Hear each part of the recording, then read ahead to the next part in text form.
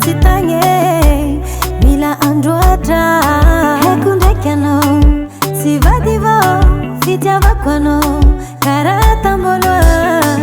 Je te fais la promesse de t'aimer, de te chérir jusqu'à la fin des temps. Elle est la mamie, ta vie kono, ma emanamta, ta fuiza kono. Hana oxygène, il est fainga ko. Ankila nawa, kila noza tsiren kumate. Aminawa, aminoza maeng sambate. Ankila nawa, mahaba fananye.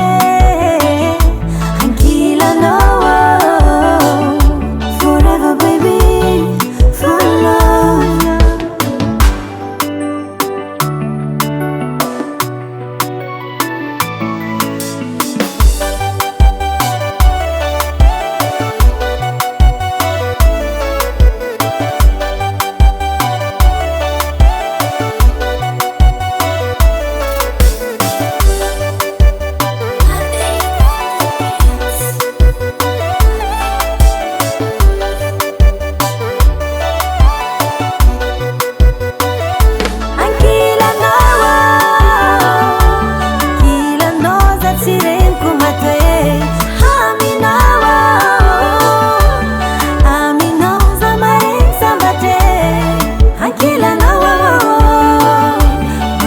Fananye